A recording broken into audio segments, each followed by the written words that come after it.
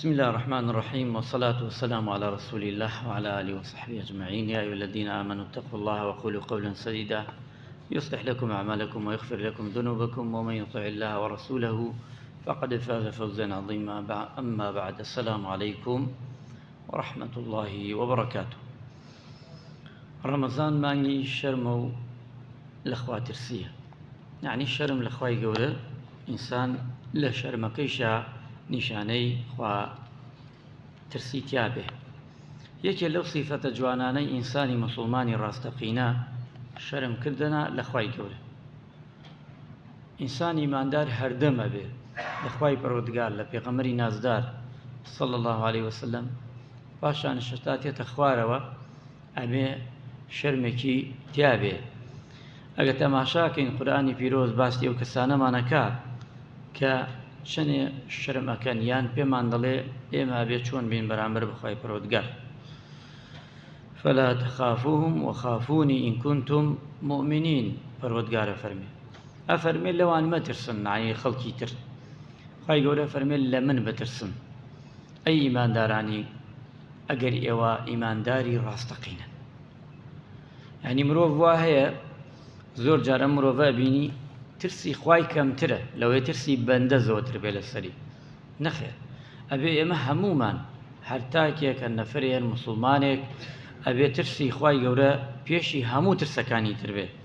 خوای گەورە داوامان لێ ئەکە، چونکە ئەم ترسەش ئەوەیە کە تۆ شەرمت هەبێ بەرامبەر خوای پەروەردگار. چونکە ئینسان ئەگەر شەرمی نەبوو بەرامبەر بە ئەڵڵا گیان، ئەو کاتە هەموو شتێکی لەدەستێ. چونکە تەماشاکە پێغەمبەری خوا صلی الله عليه وسلم ئەفەرمێ ئیذا لەم تەستەحی فەصنع ما شئت. ئینسان ئەگەر شەرمی نەکرد بەرامبەر بەخوا، ئیتر هەموو شتێکی لێ چاوەڕیان کە. ئەم مرۆڤە، ئەم ئینسانە ئەیکا و گوێشیش پێ نادا.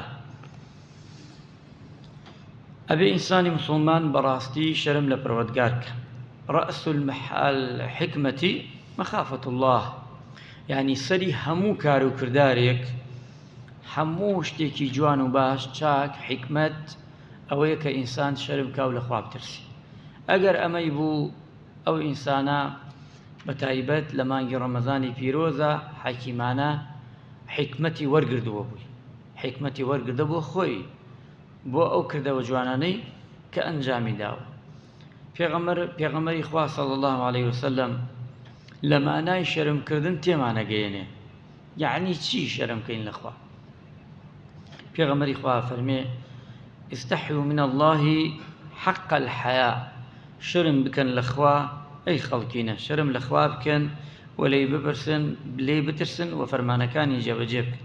وتیانەی پێغەمبەری خوا صلی الله عليه وسلم ئەوە نییە بە قسەی دەکەین نوێژ و ڕۆژ و عیبادەت و مانە دەکەین، وەرچی کردارێکش بێ کە ئێمە نایکەن. پێغەمبەری خوا صلی الله عليه وسلم فەرمووی شەرمکردن هەر ئەوە نییە. ئەصحاب و یاوەرانی فەرموو شەرمکردن هەر ئەوە نییە.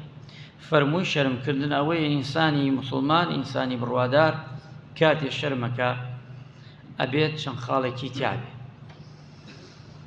یەکێ لەوانە فەرمووی ئەوەیە سوپاسی خوا بکە لەسەر ئەوەی پەروەردگار کە دایە پێی کە هەر نیعمەتێکی بوو. ئەمە نیشانەی شەرمکردنە لە خوا، چونکە بۆ تۆ بە نیعمەتی خوا زانیوە. ئەمجا فەرموویەتی پێغەمبەری خوا صلی الله عليه وسلم ئەبێ هەموو ئەندامەکانت شەرم کا لە خوا. هەموو ئەندامەکە شەرمەرەوە نییە بەدەم بڵێ قسە، هەزار قسە یەک کردار نایەرێ، ملیۆنێ قسە یەک کردار نایەرێ لە دیوانی خوا. خوا کرداری ئەوێ لە من و تۆ، قسەی ناوێ. بە قسە هەموومان ئەڵێ، بەڵام کردار ئایا خوای گەورە چاوی دا پێت ئەم چاوە شەرمی پێەکەی لە حەناسی حەرام بۆ خوا کە لە حەڵاڵە بەکاری بێنی؟ ئەمە نیشانەی شەرمە. کاتێک خوای گەورە دوو چاوی جوانی داوە پێت، خوای گەورە ئەڵێ ئەم چاوم داوە پێت بەند دەکەم بۆ شتی جوان و چاک و باش، بەڵام لە حەرامە وریا بە شەرم بکە لە من بەکاری مێنە.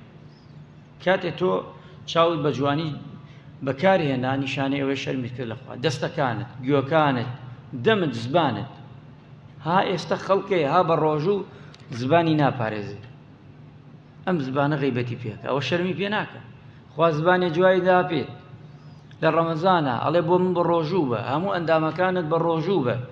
ئەی تۆ ئەم زبانە سێرەکەی لای پێدەی، غیبەتی پێەکەی قسانێکی پێەکەی خوای گەورە پێی خۆش نییە لە هەمان کاتشا شەرمی پێ ناکەی و زبانە لە دیوانی خوایە کە ئێستا بینێ گوێت بۆ نمونە گوێت لە قسە هەموو قسەیەک نەبێ باشە هەندێک قسە هەیە زۆری نەی قسە کوڕە نەکەندێ ئەمڕۆ ئەم زەمانە زۆر قسە هەیە کڕبی باشە بڕاتانە بێت لەم زەمانەی من و تۆدا قسەی زۆرەکەیە زۆری خۆت بکە کەڕ با نەبیسی باشترە چووکە نە سوودی هەیە بۆ دنیات بەخوا نە قیامەتش هە ژیانە لێ تاڵەکە چونکە خەڵک داماوە بەدەم قسەوە قسە و قسەڵەت داماوە بۆ نمونە چاوت زۆر شتت بینی بەعدەدا شتێکت بینی ئەگەر بێژی وەڵاوایە منە بمەشایەت ئەبێتە کێشەیەکی گەورە دایخە کە ئەنەما نەتبینیوە کە ئەنەما نەتبیستووە کە ئەنەما ئەو شتە نەبووە ئەمانە بۆ خۆت باشە ئەم شتانە هەر مرۆڤێ بیکە لە ژیانی خۆیان زۆر کە چێ بێ زۆرەوە ئەبێ ئیسفادەی لێیەکە خاڵێکی تر لەوە وتی زبان و گوێ و گوێچکە و هەموو ئەندامەکانت بپارێزی دۆمیان پێغەمبەری خوا وتی وریای زگت بە شەرم کە لە دیوانی خوا ئەو زگەی خوای گەورە دایە پێت وریا بە بێشەرمی نەکەی حرامی تێکەی ئەمەش گرنگە ئەمە خوای گەورە لەسەر زبانی پێغەمبەرەکەی فێرمانەکات چۆن شەرم لە دیوانی خوا بکەین سێمیان شەرم بکە لە یادی مردن چییە دنیا ئەم دنیاە چییە چی یەکەی بکەیتیا مەسیرمان هەمووی مردنە تەواو بەدام مەسیری هەموومان مردنە دنیا ئەوە نایەنێ هیچ نایەنێ بەخوا گوناحە هەندێک هەر چاکە بکەی باش هەر چاکە بکە و بیدە ئاوە بیدە دیوانی خوایە خوای گەورە لەو سەرەوەی گرێتەوە بۆت ئەهێنێتەوە حتا پێتەکرێ چاکە بکە حتا پێتەکرێ قسەی چاک بڵێ حتا پێتەکرێ باش بڵێ هەر باش بە ئەمە گرنگە چونکە پێمان ئەڵێ وریا بن ئاگادار بن قیامەت مردن و قەبر و قیامەتتان لە فکر نچی ها پیاوە بەڕێزەی دوێنێ مردان تەماشا خۆ ساو وەک من و تۆ هەزاران وەک ئەوی ئێمە بەدەستی خۆمان نوێژی لەسەرەکەین ئەچینە سەر قەبرسان تەماشاکە دنیا چییە حەزیەکەی لە بیدای ڕەمەزان هەتا نیایی ڕەمەزان بیژمێرە بزان چەند کەسا لەگەڵمانە هەیە ڕۆژێکی کردێتەوە هەیە 2 ڕۆژ هەیە 3 ڕۆژ هەیە 10 ڕۆژ ئەوە تا ڕۆیشت و پێشی من و تۆ کرد من و تۆشە ڕۆین بەڵام مهمە ئینسان ئەبێ وریا بێ وەک پێغەمبەری خوا صلی الله عليه وسلم من فعل ذلك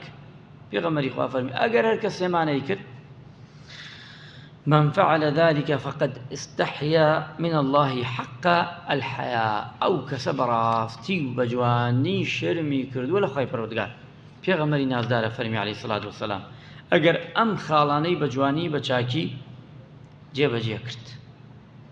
جێبەجێی کرد یان ئەچینەوە بەلای ئیمامی عومەر ڕەزا و ڕەحمەتی خوای لێ بێ ئیمامی عومەر مەشهورە بە عەدالەتی مەشهورە لە شەیطان ڕاکردنی مەشهورە کافران لە بەرامبەری ڕانەئاواستان ئەم کەڵە پیاوەی ئەم ئیسلامە عومەر کە ناوی بە ئیمام العادل هاوراوە بە خۆی و نەوەکەیشی هەتا ئەڕوات هەروە مەشهورە لە تاریخ ئەفەرمێ ئەم پیاوە ئەمەنە زاهیدە ئەمەنە لە خوا ئەترسێ ئەمەنە خۆی ئەپارێزێ ئەفەرمێ وەیلەکە یا عومەر لەیتەنی ئوم وەلەم تەلدنی خۆزگایە عومەر یعنی عومەر خۆزگایە تۆچی وایە خۆڵ بوایە دایک تشت نەبوایە عومەر سێم کەڵە پیاوەکە بۆچی ئەڵێ چونکە ئەزانێ کاتێ ئیمامی عومەر ئەگێڕنەوە لێی ئیمامی عومەر ڕەزا و ڕەحمەتی خوای لێ بێ ئەڵێن دنیا ئەگە بیاون تا هەموو سەر دنیا چێتە بەهشت نەفرێ ناچێتە بەهشت کەسێ ئیمامی عومەر هی گومانەکەم ئەو کەسە من بم کە نەچمە بەهشت ئێستا ئێمە لەوێ بڵێن دنیا هەمووی ئەچێتە بۆ نمونە هەموو دنیا ئەچێتە